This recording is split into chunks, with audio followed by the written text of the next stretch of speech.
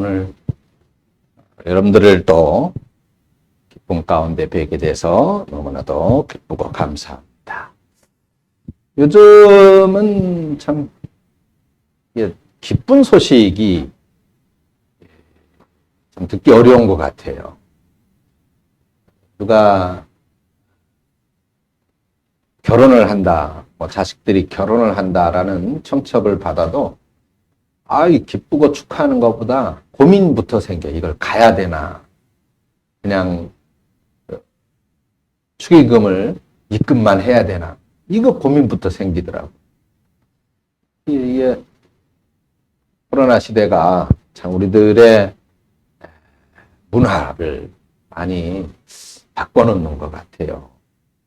또 요즘 뉴스를 통해서 들리는 소식들도 또 끔찍한 사고로 참 한 가정의 가장들이 6명씩이나 콘크리트 속에 매몰되는 끔찍한 사고도 있고, 대통령 선거를 이제 코앞에 두고 있는데 이게 누구를 뽑아야 될지, 모든 대통령 입후보자들이 다 나라를 어떻게 하겠다, 국민 경제를 어떻게 하겠다, 과학 발전을 위해서 어떻게 하겠다, 국민 개개인들에 대한 개개인의 행복 지수에 관한 관심들은 별로 없는 것 같아요. 공약들을 보면 그나마 허시아이 씨가 조금 국민들 결혼하면 무조건 아파트 한 채씩 주고 1억씩 주고 그런다니까. 그나마 허씨 아저씨가 조금 나은가 싶기도 하고. 그런데 참 시대가 어렵습니다.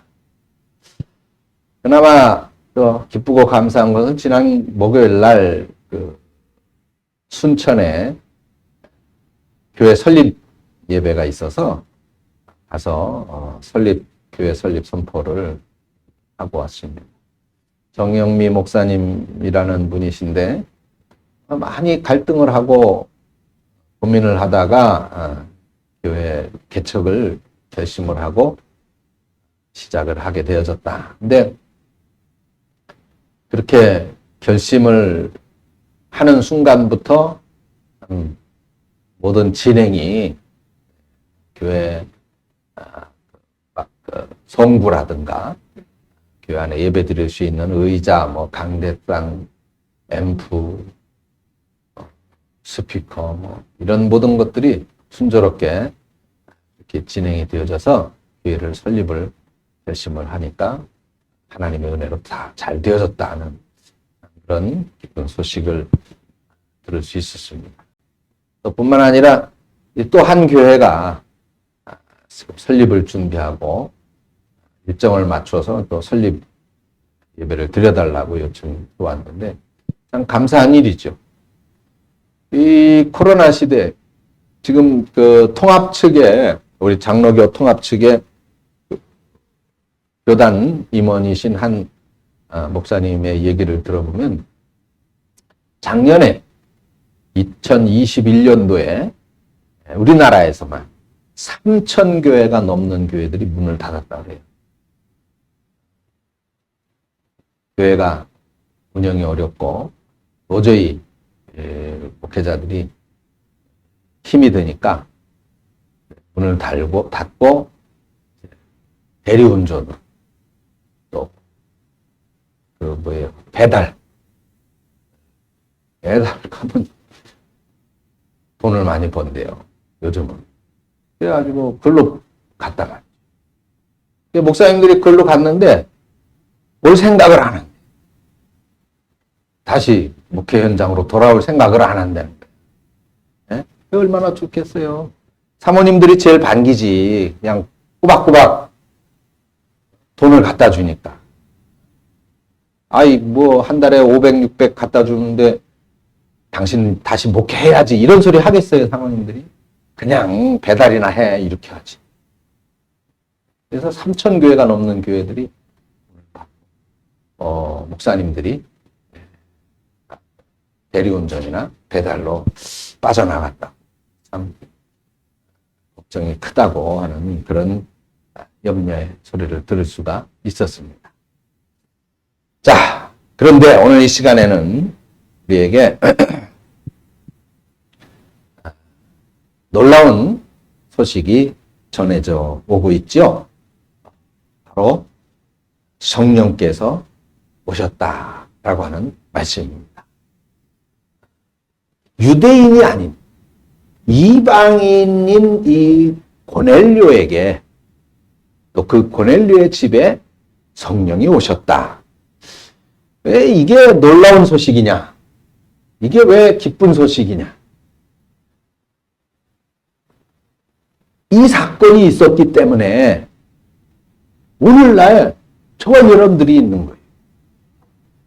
성령의 오심과 그리고 그 성령의 역사하심이 없으면 오늘 우리는 여기 있을 수 없단 말입니다. 구원받은 하나님의 자녀의 위치에 있을 수가 없는 거예요. 그러니 이거야말로 얼마나 놀랍고 기쁜 소식입니다. 더군다나 성령의 오심으로서 주님의 뜻이 이루어지고 있기 때문이에요. 왜냐하면 주님께서 승천하시면서 말씀을 하셨죠. 오직 성령이 너희에게 임하시면 너희가 권능을 받고 예루살렘과 온 유대와 사마리아와 땅끝까지 이르러서 내 증인이 되리라. 이렇게 말씀을 하셨다. 여기 땅끝이라고 하는 것이 바로 오늘 이방인들. 이방인들이라고 하는 것은 이스라엘 사람들을 제외한 나머지 사람들을 말하죠. 오늘 저와 여러분들도 포함하는 것입니다. 그 말씀이 이루어졌단 말이죠. 그래서 자, 오늘 본문 말씀을 보면서 오늘 우리가 정말 하나님의 큰 섭리 속에 우리가 살아가고 있는 거구나. 하나님의 큰 섭리 속. 다음 주에 제가 이 부분을 설교할 건데, 여러분, 우리는 때로는 그래요. 그냥 내 생각으로 행동하잖아요. 내 마음으로 행동하고, 오늘 재준이가 교회 왔는데, 교회 한번 가봐야지. 그래서 이영근 목사님 설교를 한번 들어봐야지. 그런 마음을 가졌단 말이에요. 근데, 여러분, 그게 그냥 내 속에서 자연적으로 그렇게 자연 발화된 생각이겠느냐. 그렇지 않다는 것. 우리가 영적으로 생각해 보면 거기에는 하나님의 섭리가 있다는 것이죠. 나는 그냥 내 생각으로 내 감정으로 그렇게 행동했다고 생각하는데 그걸 통해서 하나님은 하나님의 뜻을 이루어 가는 거예요. 하나님의 말씀이 성취되어지는 거거든요. 그러니까 오늘 어마어마한 일을 한 거야. 여기 온 거. 알겠어? 그렇습니다. 자, 그래서 할렐루야.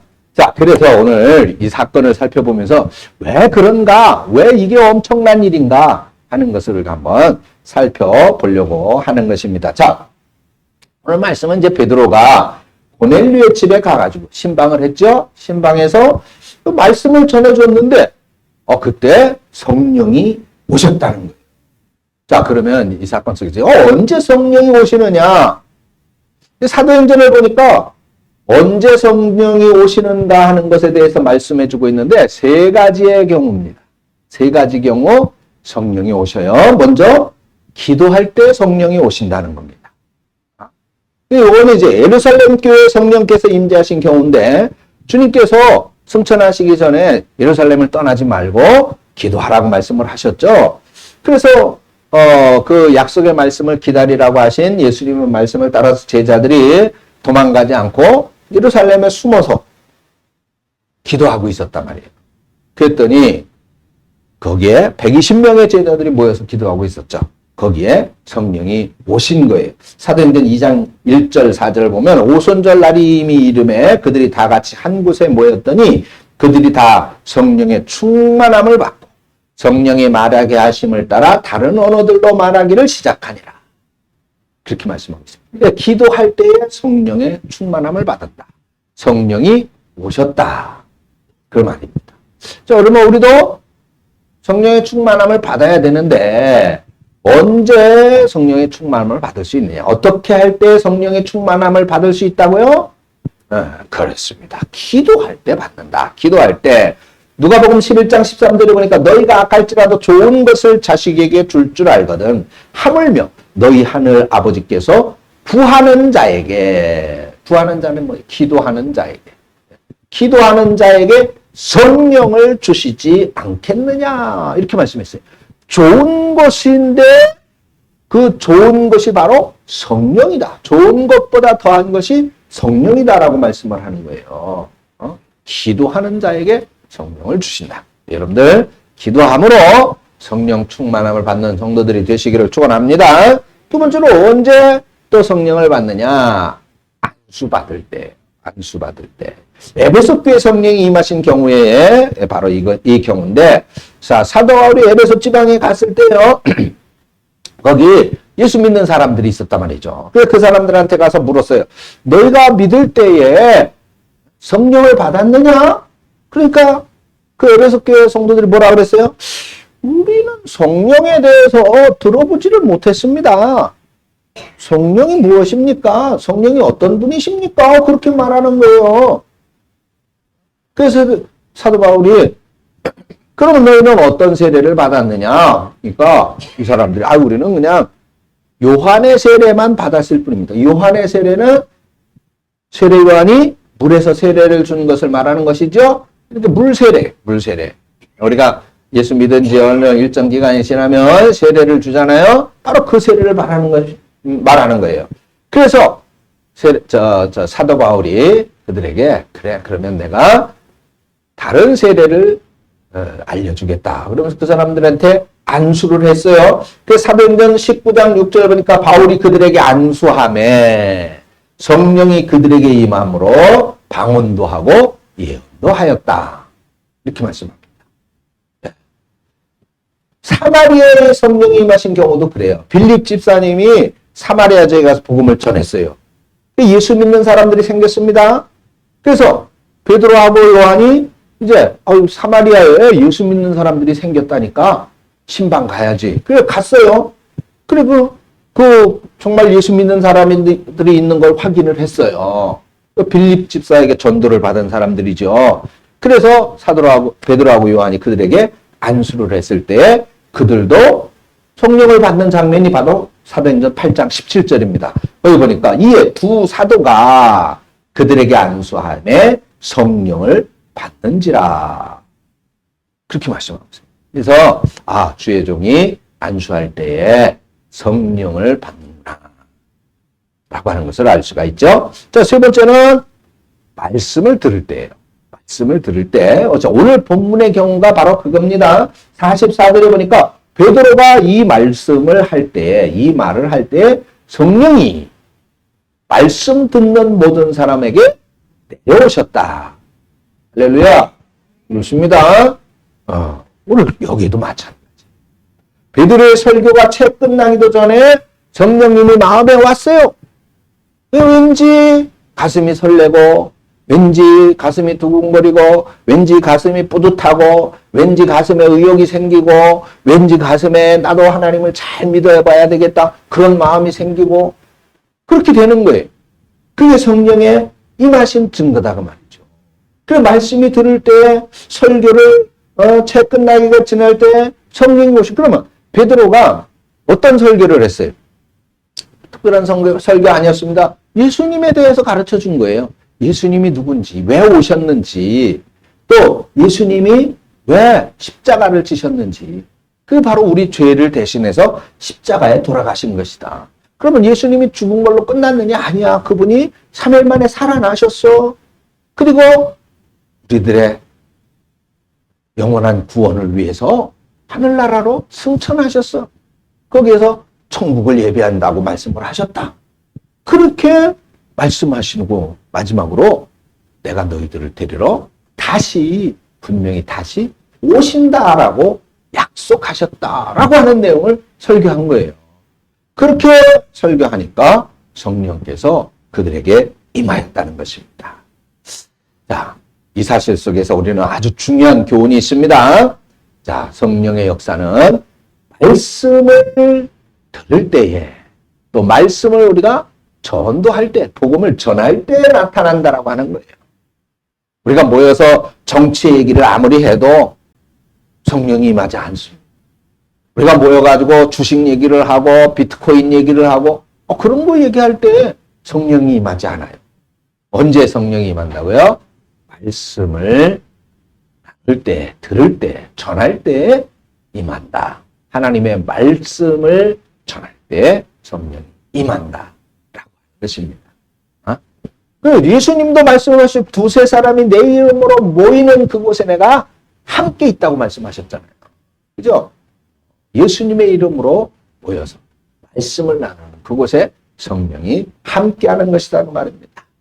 그럼 우리 성도 여러분들은 바로 예수님의 말씀을 쫓아서 늘 말씀 가운데 살아가는, 말씀을 중심하여 사는 삶을 사는 우리 성도님들 되어주시기를 축원합니다. 우리가 정말 삶을 살아가면서 목숨 걸어야 될 것이 뭐예요? 경제가 아니에요.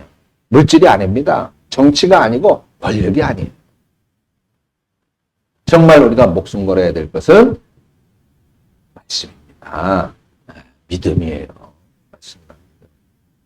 거기에 정말 살기 윤씨 아저씨나 또는 이씨 아저씨나 허씨 아저씨나 안씨 아저씨나 이분들이 대통령 된다고 해서 우리 삶이 확 바뀌어집니까?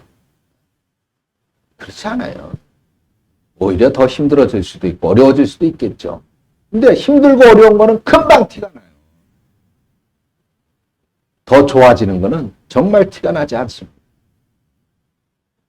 거기에 목숨 걸 것이 아니라 우리는 말씀을 붙잡고 기도하는 거예요. 기도.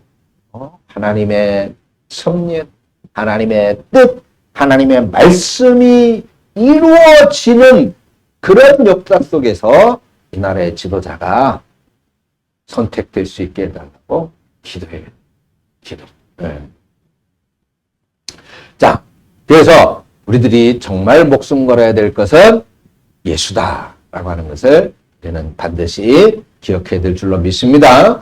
자, 성경을 보시면 주님의 말씀을 증거할 때 성령의 역사가 많이 일어났는데 베드로 사도가 말씀을 전할 때라든가 바울 사도가 말씀을 전할 때라든가 빌립 지사님이 말씀을 전할 때라든가 그럴 때 성령의 구원의 역사가 많이 일어난 것을 볼 수 있는데 44절에 한 말씀을 한번 보세요. 베드로가 이 말을 할 때 성령이 말씀 듣는 모든 사람들에게 내려왔다. 말씀 들을 때 성령이 오셨다. 자, 말씀 듣는 것과 성령이 동시적으로 역사했다. 그 결과 거기에 말씀을 들었던 고넬료를 포함해서 그 주변의 모든 사람들이 구원받게 되어졌다는 것입니다. 말씀이 없으면 구원은 이루어지지 않는 것이죠. 성령이 없으면 그 말씀이 하나님의 말씀이 되어지지 않는 것입니다. 그래서 이것을 신학적으로 표현을 한다면 이런 말씀의 역사는 객관적인 계시라고 하고 성령의 역사는 주관적인 계시라고 말합니다. 이 객관적인 계시와 주관적인 계시가 함께 나타나게 되니까 지금 전하는 베드로의 말씀이 그날 베드로의 말이 아닌 바로 하나님의 말씀이 되었던 것이죠. 그러자 그 말씀을 듣는 사람들 가운데서 구원의 역사가 일어나게 됐던 것입니다. 그래서 말씀과 성령은 동시적인 역사로 나타난다라고 하는 것이죠. 그래서 말씀을 들을 때 순간 우리 심령 속에서 어떤 결심, 어떤 각오 또는 어떤 감동 그것이 동시적으로 일어나게 되는 거예요. 이 동시적으로 일어나야 돼요. 일어나야 돼요. 만약에 그렇지 않으면 어느 한 부분이 잘못된 거죠. 말씀이 내게 전달이 안 되거나 끊긴 것이죠. 말씀이 전달이 안 되는 건 끊긴 거예요. 그럼 딴 생각을 하고 있다거나 지금 내 속에 말씀을 들을 수 있는 준비가 안 된 거예요. 딴 생각을 하고 있기 때문에 생각하고 있는 그게 내 마음을 사로잡고 점령하고 있는 것이죠. 그렇지 않으면 또 말씀에 관심이 없거나 그렇겠죠? 하나님의 말씀에 관심이 없는 사람, 관심이 없는 사람이 있을 수 있어요. 그러면 말씀을 들을 때 아무런 심적인 변화가 일어날 수가 없는 거예요. 감동이 일어날 수 없는 것이죠. 각오와 결심, 결단이 일어날 수 없는 것이죠. 어느 부부에 대한 얘기를 한번 말씀드려 보겠어요. 자, 부인은 이제 어느 교회 집사님인데 남편이 안 믿어요. 그래서 이 부인 집사님은 남편의 구원을 위해서 늘 기도하고 애를 썼겠죠? 어느 주일날인데 남편이 갑자기 교회를 가겠다는 거예요. 그래서 얼마나 할렐루야 합니까? 참 그냥 기쁨에 들떠가지고 이 남편을 이제 그리고 함께 이제 교회를 가는데 걱정거리가 하나 생겼어요. 오늘 목사님 설교에서 정말 귀한 발걸음, 오랜만에 발걸음을 옮겨서 어렵게 교회를 남편이 가는데 은혜를 받아야 될 거 아니야. 목사님 설교에 은혜를 받아서 이제부터 좀 예수 잘 믿고 교회 열심히 다니는 그런 사람이 되어야 될 텐데 목사님 설교에 괜히 은혜가 안 되면 어떡하나. 이게 걱정이 된 거예요. 아무튼 걱정을 하면서 교회를 갔어요. 근데 그날따라 목사님의 설교가 창세기 5장에 나오는 이 족보에 대한 이스라엘의 족보, 예수님의 족보. 그래서 거기 보면 어떻게 돼 있어요? 누가 몇 살에 아이를 낳았고 또 몇 살에 살다가 몇 살에 죽었다. 그 얘기밖에 없잖아요, 거기에는. 그러니까 이 부인 집사님이 큰 걱정을 하면서 예배를 드리고 있는 거예요. 그냥 남편이 지루하겠다. 목사님 설교 별거 없네. 들을 만한 게 도무지 없네. 그냥 살고 죽고 이 얘기밖에 없잖아. 그렇게 생각할까봐 걱정이 되는 거예요.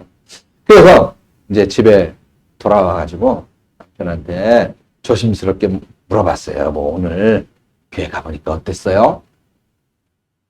그러니까 이 남편이 그래? 나 이제부터 교회 열심히 다니기로 결심했어. 그 얘기를 하는 거예요. 그래가지고 집사님이 놀래가지고 할렐루야 박수를 치면서 그래 어떻게 그렇게 기특한 생각을 다 하셨다고 그렇게 부르니까 남편이 오늘 목사님 설교 말씀을 들으니까 사람들 다 죽더구만. 그냥 죽는 거 하나님 믿고 죽어보기로 했어. 얘기를 하는 거예요. 그래요. 보면 여러분 목사가 설교를 잘하느냐 못하느냐가 문제가 아니라 이게 들을 수 있는 귀, 준비되어진 그릇, 이것이 중요하다라고.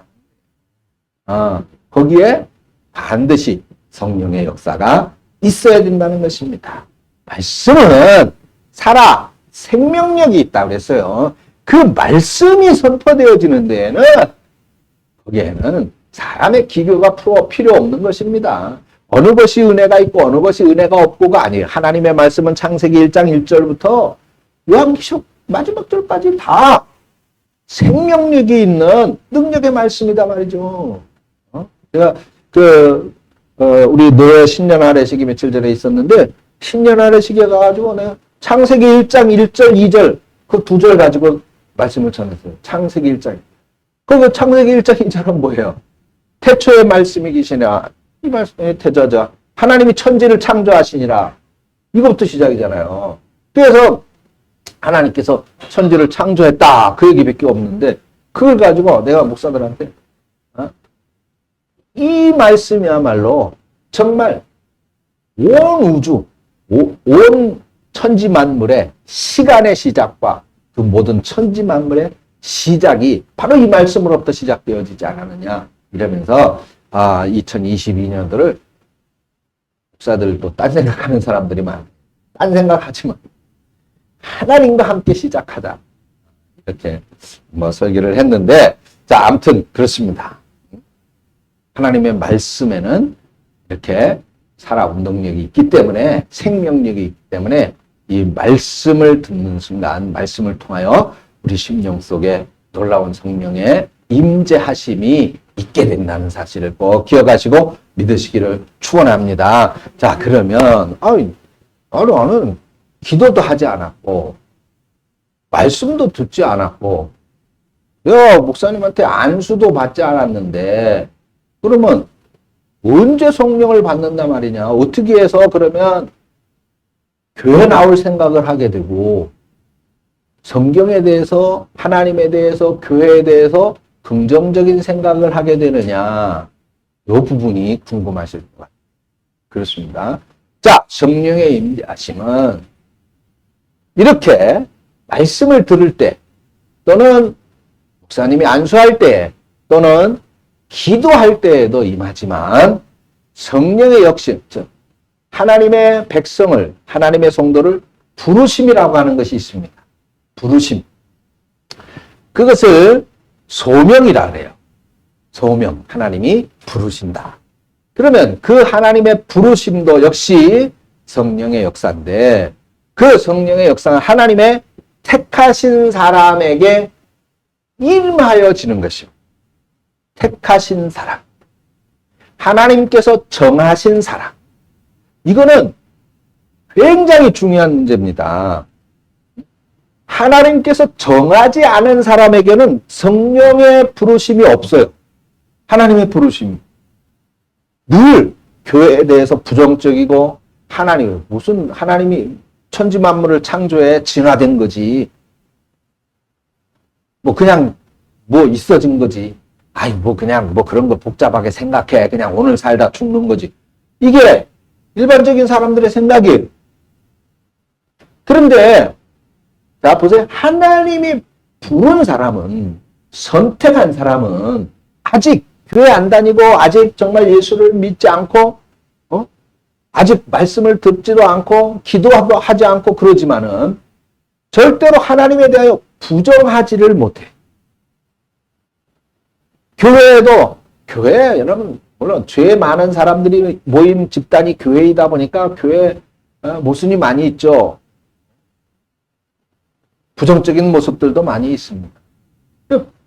그런데 하나님이 부르신 사람, 성령의 소명을 받고 있는, 하나님께서 부르시고 계시는 그런 사람은 교회에 대해서 부정적이지를 못합니다. 그러면서 나도 언젠가나 교회 가야지. 하나님이 어떻게 안 계실 수가 있어. 하나님은 계시지. 내가 아직 믿지는 않지만은 하나님이 계신다는 것은 내가 인정하지. 이런 수준으로 있다 이 말이죠. 그러다 어느 순간에 어느 결정적인 계기가 있어서 내가 하나님을 믿어야 되겠다. 교회에 가야 되겠다.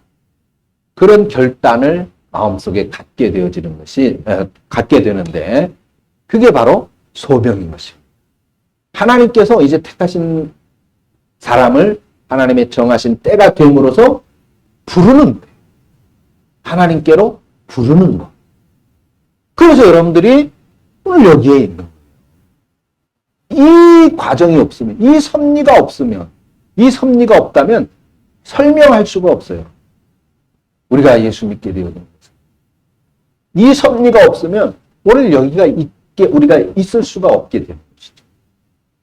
그래서 오늘 성령이 그렇게 저와 여러분들도 부르셨기 때문에 온 것이고, 부르셨기 때문에 예수 믿는 것이고, 부르셨기 때문에 하나님의 백성이 되어진 것이고.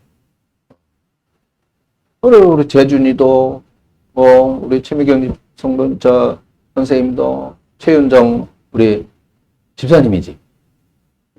집사님도 마찬가지. 오늘 대광교회나 한번 심심한데 가볼까? 근데 그거조차도 성령의 역사예요. 다음 주에 한번 와요. 다음 주 설교가 굉장히 중요해. 나는 그냥 심심해서 대광교회나 한번 가볼까 해서 왔는데, 그게 왜 성령의 역사고, 그게 왜 중요한? 그건 다음 주에 설교에 나와. 왜 중요한지. 재준아, 다음 주에 꼭 봐. 거기에 왜 그런지, 그것에 대해서 제가 설명을 하겠습니다.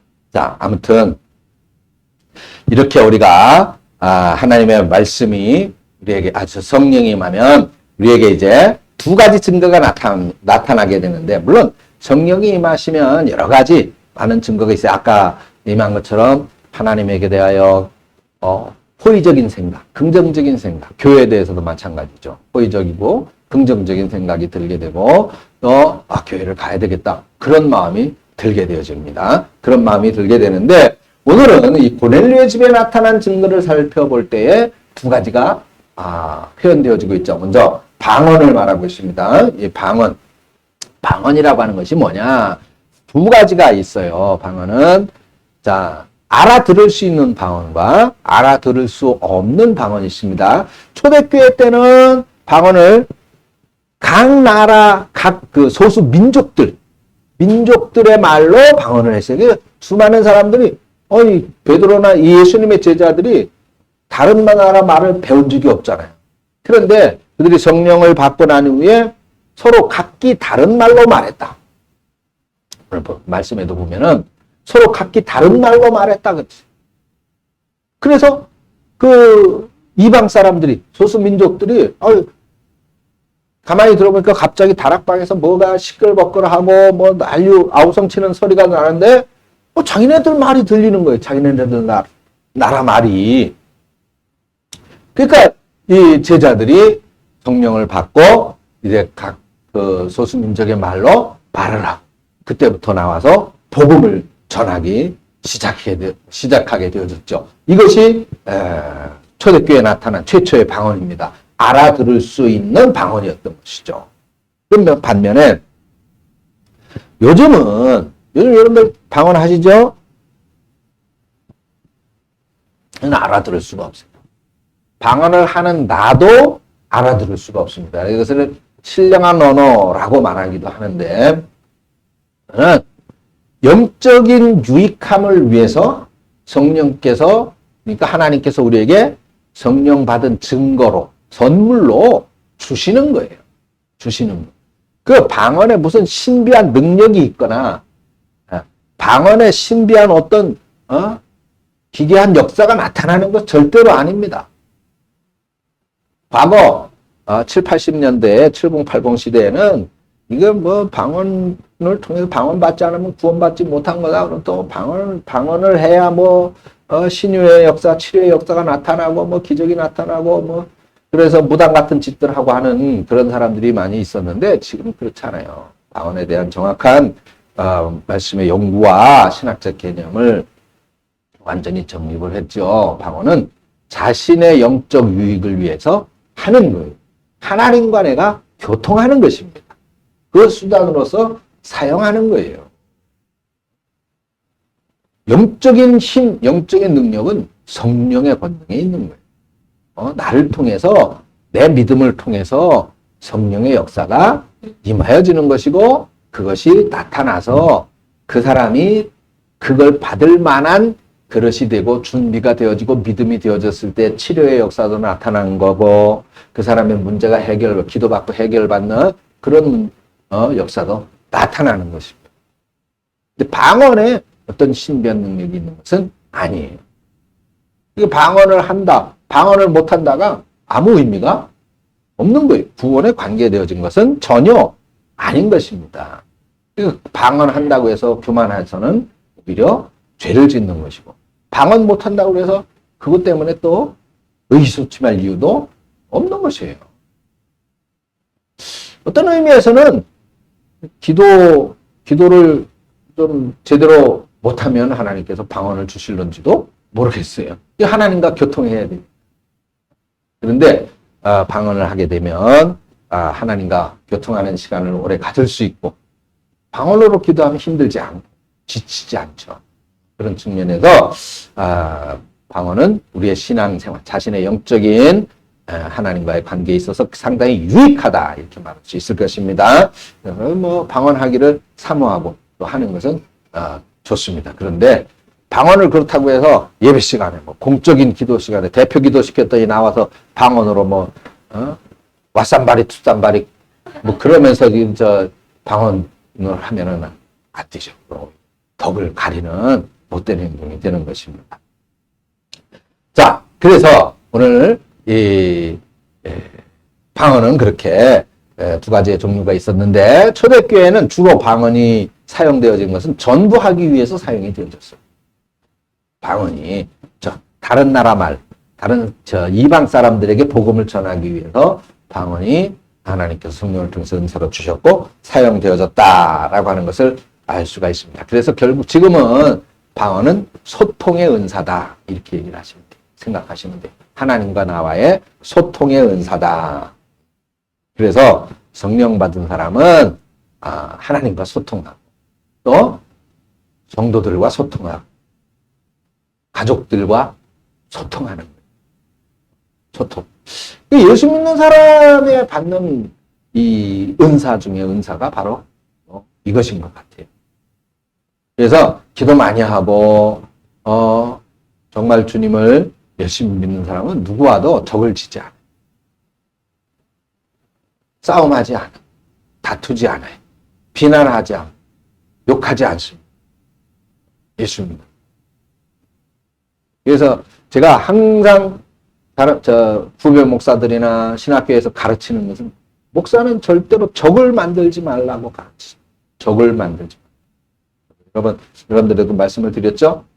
우리 예수 믿는 사람들은 적을 만들고 어떤 사람들이 다 나한테 어저께 우리 최미경 선생님하고도 잠깐 얘기했는데 우리가 인생은 만남이잖아요. 여러 사람들을 만나게 됩니다. 그 만남에 있어서 어떤 사람은 정말 소위 말하는 귀인이 있어요. 귀인. 나에게 귀인. 정말 만남으로서 나에게 도움이 되고 유익이 되고 힘이 되어지는 그런 사람이 있어요. 여러분들은 우리 서로에게 모두 귀인들이 되시기를. 귀인. 서로 소통을 잘해요. 미워지는 사람이 있어요. 자, 두 번째로는 하나님을 높였다. 46절에 보니까 하나님 높임을 들었더라. 그랬어요. 하나님을 높였다라고 하는 것은 무슨 얘기예요? 이 말은 하나님께 영광을 돌렸다. 하나님을 받들었다. 하나님을 찬양했다. 그런 의미입니다. 그래서 이 성령을 받은 사람은 결코 하나님을 부인할 수가 없는 거예요. 하나님을 떠날 수도 없는 거예요. 하나님을 배신할 수도 없는 거예요.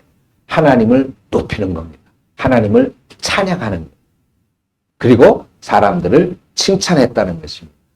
여러분 어떻습니까? 성령 받은 사람은, 성령 충만한 사람은 이렇게 생각이 달라지고 말이 달라지고 하나님을 찬양하고 사람들을 칭찬하는 것이 바로 성령 받은 사람의 증거입니다. 다른 사람들을 비난하고 욕하는 사람들은, 그런 사람들은 마귀 받은 사람, 마귀의 영을 받은 사람. 우리 하나님 믿는 사람들은 하나님을 높이고 찬양하고 다른 사람들을 칭찬하는 그런 사람들이 되어지길 바랍니다. 그래서 여기 사람들도 성령을 받아서 말이 달라졌어요. 이웃에 대해서도 말이 달라요. 이웃을 깎아내리는 말을 하지 않았습니다. 비난하는 말을 하지 않았어요. 오히려 배려하고 칭찬하고 감사하고 고맙습니다라는 말을 했다. 이것이 바로 성령 받은 사람들의 증거고 표적입니다. 이런 성령의 역사가 여러분들 가운데 일어나기를 주님의 이름으로 축원합니다. 그리고 세례를 베풀었다.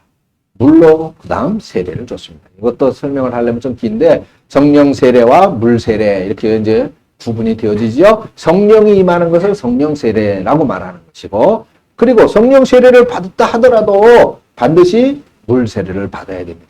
그것은 뭐예요? 질서 때문이죠. 교회의 질서 때문입니다.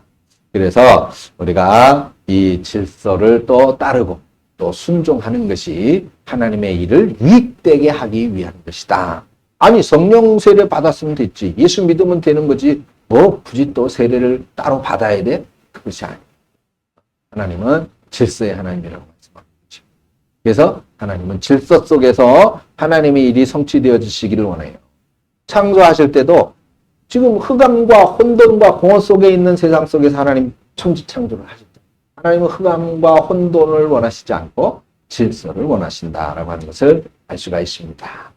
말씀을 마치겠습니다. 오늘 조금 저 글씨가 시계가 아주 우리 권사님이 시계를 좋은 걸 사다 가지고 글씨가 또렷하게 봐서 지금 12시 1분이 시간이 조금 지났는데 여러분 우리 모두 성령의 임재하심을 예민하게 느끼고 성령의 도움을 받아서 여러분들의 가정과 여러분들의 일터에서 항상 감사와 기쁨으로 맡은 역할을 감당하면서 여러 사람들에게 성령의 임하심으로 인한 기쁨과 행복을 전하는 기쁨과 행복의 바이러스의 역할을 하는 그런 저와 여러분들이 되시기를 주님의 이름으로 축원합니다. 기도하겠습니다. 하나님 은혜를 감사합니다. 오늘 말씀을 통해서 우리에게 성령이 임하셨을 때에 우리가 어떻게 그 증거를 알 수 있고 그리고 우리가 어떻게 또 살아야 되는지에 대해서 살펴보았습니다. 우리 사랑하는 성도님들이 오늘 되어지는 모든 일들 다 내 생각과 내 뜻대로 하는 것이라고 생각하지만은 그러나 그 모든 것들도 성령의 인도하심 속에서 하나님의 임재하심 속에서 하나님의 말씀을 이루어가는 놀라운 그 과정의 하나라고 하는 사실을 깨닫고 그 매 순간순간마다 정말로 영으로 깨어 감사하며 하나님을 높이는 성도들의 삶이 되게 하여 주시옵소서. 예수님의 이름으로 기도합니다. 아멘.